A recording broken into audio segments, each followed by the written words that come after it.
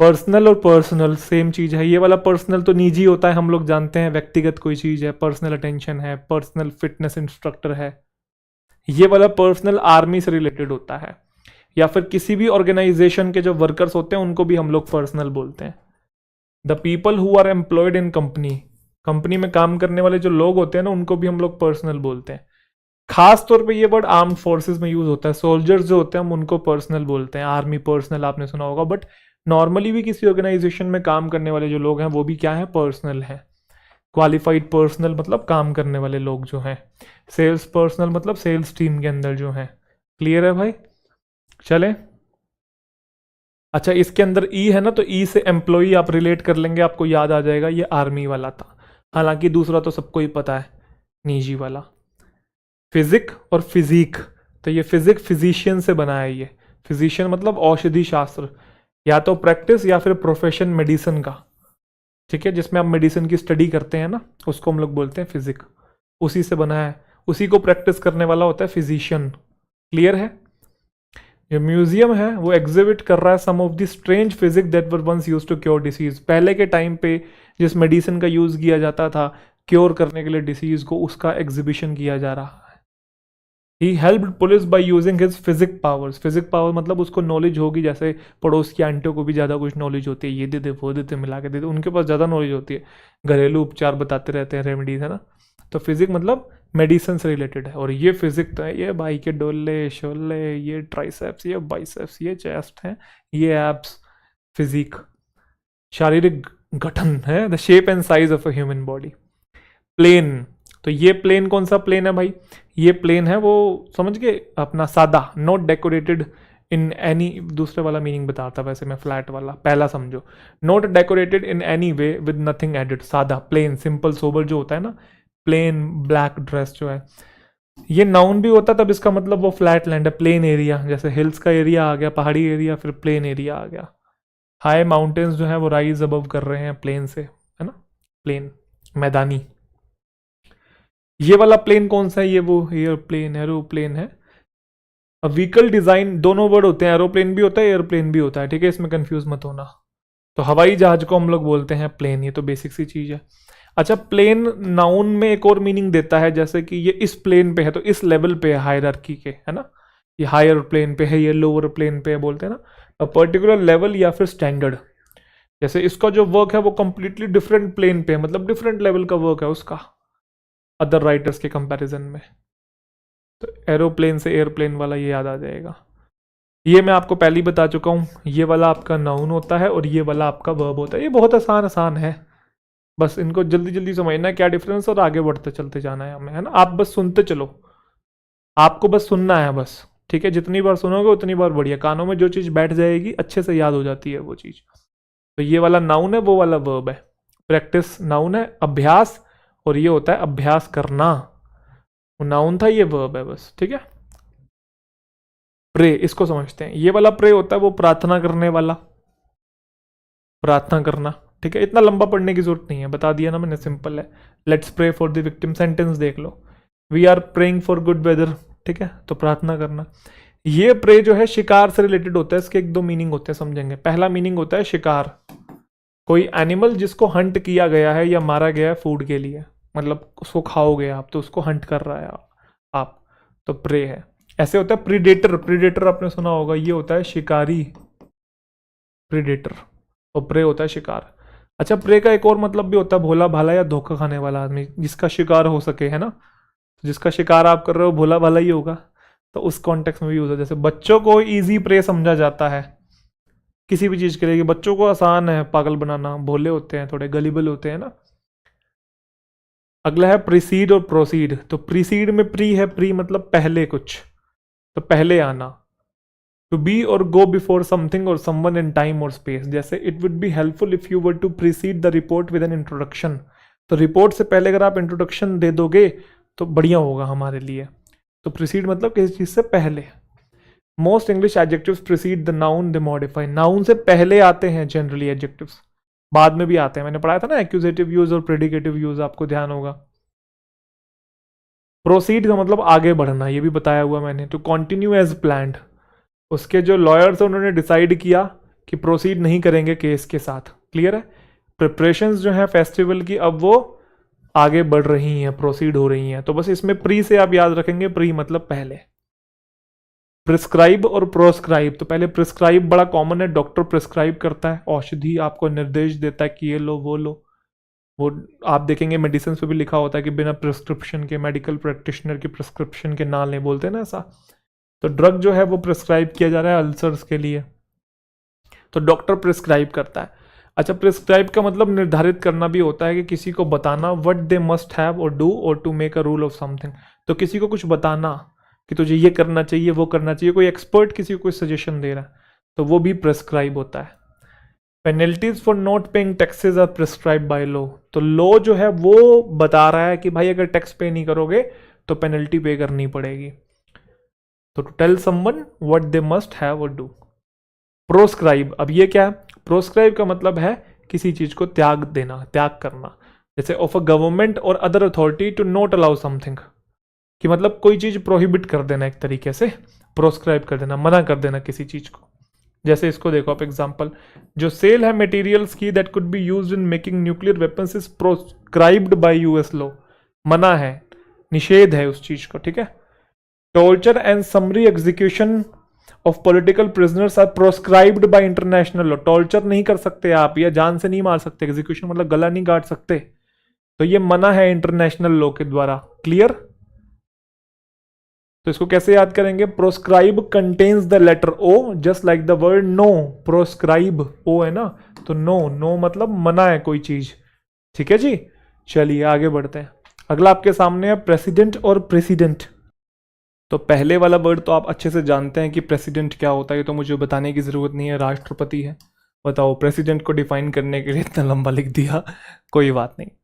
राष्ट्रपति से आप समझ गए हैं ना, ये लंबा लिखना भी ज़रूरी है क्योंकि हो सकता है जिस वर्ड का मीनिंग ना पता हो वहाँ आपको थोड़ी सी मदद मिल जाए। अच्छा, प्रेसिडेंट हम लोग अध्यक्ष को भी बोलते हैं, आप लोग जानते हैं, ज़रूरी नहीं है कि राष्ट्रपति ही होता है। कॉलेज का भी होता है प्रेसिडेंट, किसी ऑर्गेनाइजेशन का भी प्रेसिडेंट हो सकता है, जैसे बैंक का ये जो क्या है, प्रेसिडेंट है। ठीक है? ये वाला प्रेसिडेंट जो है ये आपको सीखना है, आपको साफ साफ समझ में आ रहा है कि प्री, प्री का मतलब होता है पहले, है ना? तो प्रेसिडेंट में प्री है आपके पास, प्री का मतलब पहले, तो कोई चीज़ पहले हो रखी है, कोई एक्शन या सिचुएशन या कोई डिसीजन जो कि ऑलरेडी हो रखा है और जिसको यूज़ किया जा रहा है एक रीज़न के तौर पे कि क्यों ऐसा सेम एक्शन और डिसीजन जो है वो होना चाहिए। जैसे हम लोग मिसाल के तौर पे कुछ उदाहरणों को यूज़ करते हैं, पास्ट में कोई चीज़ हो चुकी है वो प्रेसिडेंट है, तो अभी हम कुछ डिसाइड कर रहे हैं और हम कह रहे हैं देखो ऐसा हुआ था ना, देखो उस चीज़ को देखो, वैसा करना चाहिए। तो पास्ट में कोई चीज़ जो हो चुकी है, कोई मिसाल, कोई उदाहरण, उसको हम लोग प्रेसिडेंट कह रहे हैं। क्लियर है जी? कोई दिक्कत? चले, उसके बाद दोनों को याद करना तो बड़ा आसान है, प्री से आप लोग याद कर लेंगे भाई। प्रिंसिपल और प्रिंसिपल ये इंपॉर्टेंट है, बच्चे इसके अंदर कंफ्यूज होते हैं। ये वाला जो प्रिंसिपल है ये सिद्धांत से रिलेटेड है, असूल जो होते हैं, मॉरल रूल या फिर standard of good behaviour. He was a man of principle का मतलब है कि उसके कुछ असूल हैं, उसके कुछ नियम कानून उसने खुद के बना रखे हैं। ठीक है? तो उसके अंदर मोरालिटी है, एथिक्स है उसके अंदर। यस और नो? प्रिंसिपल, इस प्रिंसिपल के दो मीनिंग होते हैं। पहला मतलब होता है इसका first in order of importance, तो मतलब काफ़ी सारी चीज़ें हैं, उसमें सबसे पहली जो चीज़ है जो सबसे मुख्य है उसे भी हम लोग प्रिंसिपल कहते हैं। That was my principal reason for moving. कई सारे रीज़न होंगे मूव करने के, बट वो सबसे मेन कारण है। प्रिंसिपल मतलब मेन। अच्छा, प्रिंसिपल नाउन भी होता है तब उसका मतलब प्रधानाचार्य होता है, ये आप लोग बहुत अच्छे से जानते हैं कि जब एक बार प्रिंसिपल साइन कर देगा नेसेसरी पेपर्स को, रिजल्ट जो है अनाउंस कर दिए जाएंगे। प्रोस्पेक्टिव और प्रस्पेक्टिव, तो सबसे पहले प्रोस्पेक्टिव को समझते हैं। तो प्रोस्पेक्ट आपने सुना होगा, फ्यूचर से रिलेटेड होता है। Expected or expecting to be the specified thing in the future. जैसे कि प्रोस्पेक्टिव बायर है, प्रोस्पेक्टिव बायर का मतलब फ्यूचर में आपसे कोई जो प्रोडक्ट है वो खरीदेगा, अभी नहीं खरीदेगा। प्रोस्पेक्टिव एम्प्लॉयर है, मतलब होने वाला आपका जो बॉस, उसको बोलते हैं। ठीक है? प्रोस्पेक्टिव कस्टमर है, मतलब अभी है नहीं, होने वाले जो कस्टमर है। क्लियर है जी? चलें, तो we have had 3 sets of prospective buyers looking at the house. तो 3 हमने ग्राहक दिखाए जो कि खरीद सकते हैं इस घर को, तो होने वाले हैं, वो भी हुए नहीं है। ठीक है? What is the best way of contacting prospective customer, तो कौन जो खरीदेगा हमारा, तो उससे कैसे कांटेक्ट करें। क्लियर है? तो भावी या फिर प्रत्याशित। पर्सपेक्टिव नजरिए को बोलते हैं, ये परसेप्शन से रिलेटेड है, दृष्टिकोण को बोलते हैं। A particular way of considering something, जैसे हर attitude lends a fresh perspective to the subject, तो उसके एटीट्यूड की वजह से एक फ्रेश पर्सपेक्टिव हमको मिल रहा है। अथॉरिटी के टुवर्ड्स किसी का पर्सपेक्टिव हो सकता है, कोई दृष्टिकोण, नजरिया, पॉइंट ऑफ व्यू हो सकता है। इसको ऊपर वाले को बोलते हैं प्रोफेसी, नीचे वाले को बोलते हैं प्रोफेसाई। तो प्रोफेसी भविष्यवाणी को बोलते हैं, ये आपका नाउन होता है। प्रिडिक्शन कोई आप करते हैं ना, एक ऐसी स्टेटमेंट जिसमें आप ये बता देते हैं कि क्या होने वाला है फ्यूचर के अंदर, ठीक है। These doom and gloom prophecies are doing little to help the economy. तो कुछ लोग बताते रहते हैं ना टीवी पे, आगे एक्सपर्ट बने रहते हैं, अब ये होने वाला है, अब वो होने वाला है, कल स्टॉक मार्केट में ऐसा होगा, ठीक है, निफ्टी इतना जाएगा, सेंसेक्स इतना जाएगा, या फिर इकोनॉमी के बारे में लार्जर स्केल पे बोलते हैं, जीडीपी ऐसे बढ़ेगी घटेगी, या कुछ भी अपनी भविष्यवाणी देते रहते हैं, तो वो प्रोफेसी। एस्ट्रोलॉजर भी एक तरीके से भविष्यवाणी ही बताते रहते हैं, तो वो भी प्रोफेसी बताते हैं। She was born with the talent of prophecy, उसके अंदर भविष्य बताने का टैलेंट है। ये प्रोफेसाई है, एक्चुअल में ये वर्ब होती है, मीनिंग सेम है, भविष्यवाणी करना। वो भविष्यवाणी था, ये भविष्यवाणी करना। To say that you believe something will happen in the future. Few could have prophesize this war, बहुत कम लोगों ने इस वॉर की भविष्यवाणी की थी कि ये जंग होगी। तो हैव के बाद अगर आप यहाँ पे देखेंगे तो बेटा V3 है यहाँ पे, बोलो हाँ। दो सेंटेंस लिखे हुए हैं, मैं एक एक से ही समझा रहा हूँ, आप अपने हिसाब से पढ़ लीजिएगा, ठीक है। जैसे यहाँ पे भी अगर आप देखेंगे तो ये सब्जेक्ट है, ये वर्ब है, कि उसने भविष्यवाणी की कि जो प्रेजेंट CEO है वो 1 साल तक ही ऑफिस में रहेगा, ठीक है। Only stay 1 year in office. Rain, इस वाले रेन का क्या मतलब होता है, ये लगाम होती है, ठीक है, ये लगाम होती है। A long or thin piece of material, especially leather, that helps you to control and direct a horse, जिसे पकड़ते हैं जो आप, ठीक है, तो जिससे आप कंट्रोल करते हैं हॉर्स को, वो लगाम है। रेन हम इसको भी बोलते हैं एक ऐसा strap that is put around a small child's body और wrist and held at the other end by an adult so that adult can stop the child running away. जैसे कि चलो बच्चे का एग्जाम्पल ना लेके कुत्ते का एग्जाम्पल लेता हूँ। कुत्ते को आप पट्टा बांधते हो, ठीक है, तो एक तो होता है कॉलर, उसके गले में जो आपने डाला, एक होती है लीश, वो जो रस्सी आप उसके कॉलर से अटैच करते हो, तो वो लीश जो होती है उसको भी आप रेन बोल सकते हो, क्योंकि उससे आप कमांड कर रहे हो। ऐसे ही बच्चे को आपने कुछ पहना दिया और बच्चा इधर उधर ना डोले या ना कहीं भागे, तो उसको कंट्रोल करने के लिए जो आपके हाथ में जो पकड़ते हो आप उस चीज़ को, उसके हाथ से कुछ बांध दिया। अब उसको पट्टा तो नहीं बोल सकता क्योंकि बच्चा है, इसलिए पहले मैंने कुत्ते का एग्जाम्पल दिया, ठीक है। चलें, तो पकड़ के रखना बच्चे को किसी भी चीज़ से, किसी रस्सी से, किसी डोरी से या कपड़े से कहीं से पकड़ के रखना, तो वो भी क्या है, रेन है। छोटे बच्चे के साथ करते हैं। ये वाला रेन जो है शासन के लिए यूज होता है। To be the king or queen of a country, to be the king or queen of a country, ठीक है। Queen Victoria reigned over Britain from this date to this date, तो इतने टाइम तक उन्होंने शासन किया, राज किया। अच्छा, ये वर्ब के एक और कॉन्टेक्स्ट में भी देता है, to be the main feeling or quality in a situation या फिर पर्सन। जैसे जो बॉम्ब अटैक्स है उन्होंने प्रोड्यूस किया एक पैनिक, जिसने क्या किया, रेन किया ओवर द सिटी। मतलब पैनिक जो है पूरे शहर में फैल गया, एक तरीके से स्प्रेड हो गया, पूरे शहर जो है वो पैनिक कर गया। तो ये वाली फीलिंग जो थी वो हर जगह मौजूद थी। तो कोई मेन फीलिंग जो है वो बेसिकली हर एक कोने में मौजूद है, प्रेवलेंट है, तो उसको भी हम लोग बोलते हैं कि वो चीज़ रेन कर गई है, मतलब वो चीज़ स्प्रेड हो गई है। ये वाले आप लोग जानते हैं, क्वाइट, क्वाइट और क्विट। तो ये वाला क्वाइट का क्या मतलब होता है, ये वेरी वाला है, अ लिटिल और a lot but not completely, पूरी तौर से, ठीक है, पूरी तौर से, पूरा नहीं, पूरी तौर से। Two situations are quite different, बिल्कुल डिफरेंट है, वो ये बोलना चाह रहा है। आई एम क्वाइट टायर्ड, तो मैं बहुत थका हुआ हूँ, but I can certainly walk a little further. थका तो हुआ हूँ बट फिर भी थोड़ा बहुत चल सकता हूँ। तो ये क्वाइट आपको पता है, जनरली ये वेरी का सेंस देता है। ये क्वाइट जो है ये शांत से रिलेटेड है, इसको तो मुझे बताने की ज़रूरत भी नहीं है, बस ये चीज़ सीख लीजिए कि ये एडजेक्टिव भी होता है और ये वर्ब भी होता है। तो शांत हो जाना एक्शन होता है ना, वर्ब भी होता है। Barking dogs quieted when they recognised me, तो कुत्ते भौंक रहे थे बट वो शांत हो गए जब उन्होंने मुझे पहचाना, ठीक है। तो ये सब्जेक्ट है और यहाँ पे आपका ये वर्ब सेकंड फॉर्म बन के आया हुआ है। क्विट वाला तो आपको पता ही है, क्विट किसी चीज़ को छोड़ देना, स्टॉप डूइंग समथिंग और लीव अ जॉब और प्लेस, तो ये तो क्या ही हम लोग सीखें। रिस्पेक्टेबल और रिस्पेक्टफुल, तो रिस्पेक्टेबल क्या है समझेंगे, ऐसी कोई चीज़ जो कि सोशली एक्सेप्टेबल हो, जिसे आप ये समझते हो कि बहुत अच्छी चीज़ है, ठीक है, उसका कैरेक्टर बहुत अच्छा हो, अपीयरेंस बहुत अच्छा हो, बिहेवियर बहुत अच्छा हो, तो आप कहते हैं कि भाई ये रिस्पेक्टेबल है। जैसे कोई जॉब है, रिस्पेक्टेबल है, सब उसकी इज्जत करते हैं, ठीक है। तो जनरली ये जो है हम ये थिंग्स के लिए यूज करते हैं, या फिर कोई अमाउंट है जो कि इतना लार्ज है कि लोग समझते हैं कि हाँ यार इतनी तो आज के टाइम पे कमानी चाहिए सैलरी है। चलो, this part of the city has become quite respectable in the last 10 years। तो ये जो सिटी का पार्ट है ये रिस्पेक्टेबल हो गया, मतलब लोग उस जगह को बहुत अच्छा मानते हैं, या फिर उस जगह को एडमायर करते हैं, या वो जगह दिखने में बहुत अच्छी है, लोग वहाँ जाते बहुत हैं। She earns a respectable salary, ऐसी सैलरी जिसको समाज में एक्सेप्ट किया जाता है कि हाँ भाई महीने के 1-1.5 लाख कमा रहा है तो चल बढ़िया कमा रहा है। मैं एक रैंडम एग्जांपल दे रहा हूँ, मैं ये नहीं कह रहा बढ़िया है कम है, वो तो सबकी अपनी अपनी नीड्स हैं भाई, ठीक है। कोई 50,000 में खुश है तो कोई 5 लाख में भी खुश नहीं है, वो तो सबकी अपनी अपनी नीड्स हैं, ठीक है। और सबकी अपनी अपनी सोच है, पर्सपेक्टिव है, प्रोस्पेक्टिव नहीं पर्सपेक्टिव है, ठीक है। तो रिस्पेक्टेबल हम थिंग्स के लिए यूज करते हैं, रिस्पेक्टफुल हम जनरली पर्सन्स के लिए भी यूज करते हैं एट द सेम टाइम, ठीक है। इसमें यहाँ पे पर्सन्स के लिए यूज किया है। रिस्पेक्टफुल पर्सन जो होता है, showing admiration, politeness and honour for someone और समथिंग, दोनों है ना, देखो समवन और समथिंग ये दोनों के कॉन्टेक्स्ट में यूज होता है। क्लियर है जी। We are so pleased to meet you at last, he said in a respectful tone. तो रिस्पेक्टफुल मतलब इज्जत थी उसकी टोन के अंदर। अब आप बोलोगे इसका मीनिंग इज्जत वाला नहीं था, ये एक्सेप्टेबल वाला था, मीनिंग था। एक्सेप्टेबल का मतलब है कि किसी चीज को अगर मॉरली और सोशली एक्सेप्ट किया जाता है तो वो रिस्पेक्टेबल है। क्लियर। बट रिस्पेक्टफुल में इज्जत वाला ही सेंस है, आदर वाला सेंस है।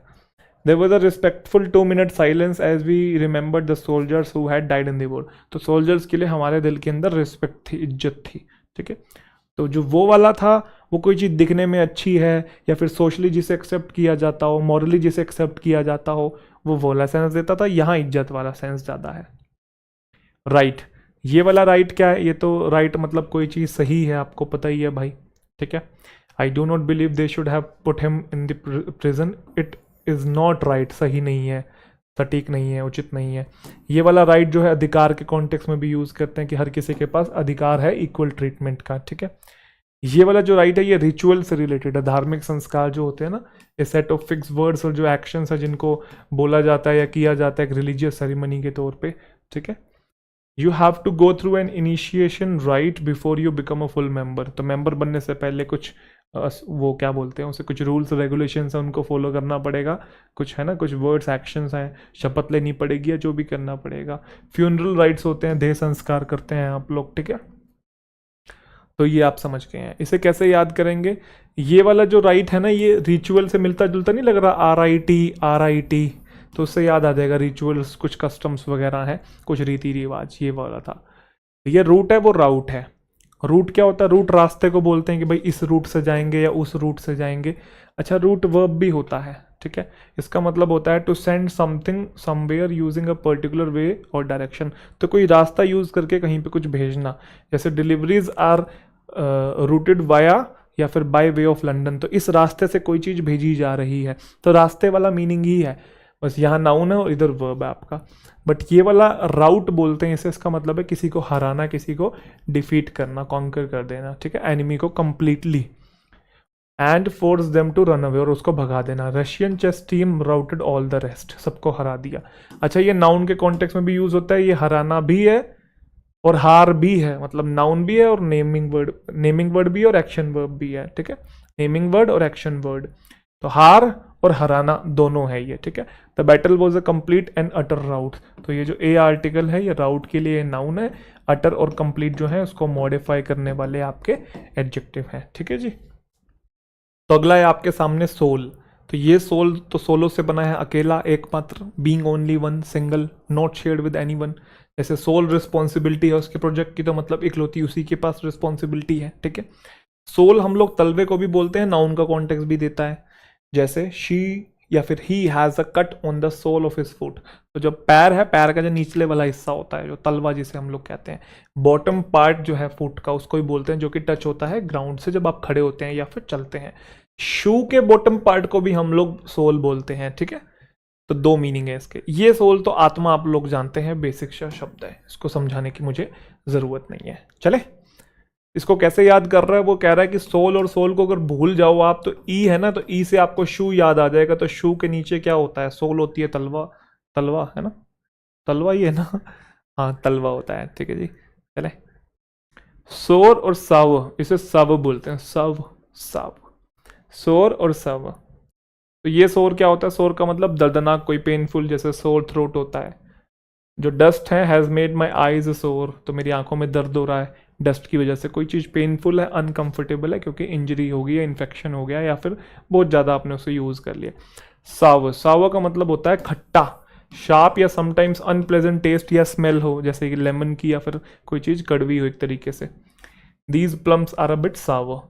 अच्छा, ये सावर जो है एडजेक्टिव भी होता है, इंसान के लिए भी यूज़ करते हैं। कोई अनफ्रेंडली पर्सन है या फिर ईजिली अनॉयड, जो चिड़चिड़ा रहता है, हमेशा नाक पे गुस्सा रहता है जिसके, ठीक है, फ्रस्ट्रेटेड रहता है, चिड़चिड़ा।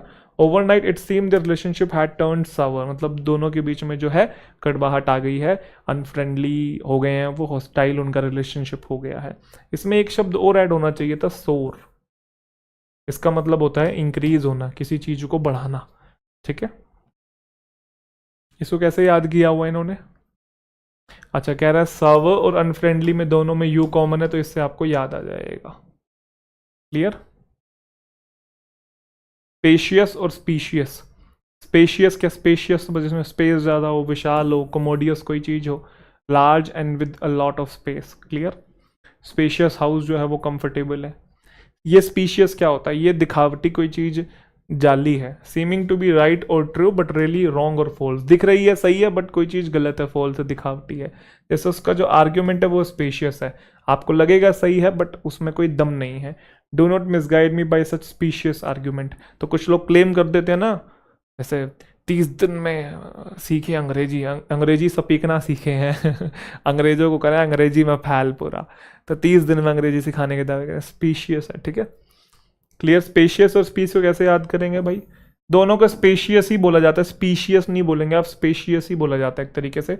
ये बस स्पेस से रिलेट कर लेंगे, आपको याद आ जाएगा, स्पेस वाला मीनिंग था। स्पिरिचुअल और स्पिरिचुअस, तो स्पिरिचुअल तो आपको पता ही है भाई, अध्यात्म की तरफ आप जा रहे हैं तो स्पिरिचुअल जर्नी है, स्पिरिचुअलिटी को फॉलो कर रहे हैं भाई। डीप फीलिंग्स और बिलीफ है, स्पेशली रिलीजियस बिलीफ। हालांकि रिलीजियस होना और स्पिरिचुअल होना दोनों डिफरेंट कॉन्टेक्स्ट हैं, लोग समझ लेते हैं। हालांकि आप रिलीजियस होते हुए भी स्पिरिचुअल हो सकते हैं, बट खैर ये दोनों अलग अलग कॉन्सेप्ट हैं। तो स्पिरिचुअल आप समझ गए भाई, अध्यात्म की दुनिया में आप लोग मोह माया छोड़ के लगे पड़े हैं, ठीक है। चलें भाई, स्पिरिचुअस क्या होता है? स्पिरिचुअस दारू से रिलेटेड है, कंटेनिंग और impregnated with alcohol obtained by distillation, ऐसी एल्कोहल जो कि डिस्टिलेशन से आई है। स्पिरिट्स जो होता है ना, स्पिरिट्स उसको हम एल्कोहल भी बोलते हैं, तो वहीं से बना स्पिरिचुअस, ठीक है। तो ये स्पिरिचुअस लिकर्स मतलब ऐसी दारू जो कि डिस्टिलेशन से आई है, मतलब आप मदिरा को ही समझिए। हालांकि लिकर्स जो है वो भी अल्कोहल होता है, उसको स्पिरिचुअस लिकर्स करके बोला है, तो बस ये बताना चाह रहा है कि अल्कोहल जो है वो डिस्टिलेशन के प्रोसेस से आई है। क्लियर है? चलें, तो स्पिरिचुअल और रिचुअल ऐसे वो लिंक कर रहा है और कह रहा है कि दोनों रिलीजियस चीज़ों से रिलेटेड है, तो ऐसे आपको याद आ जाएगा।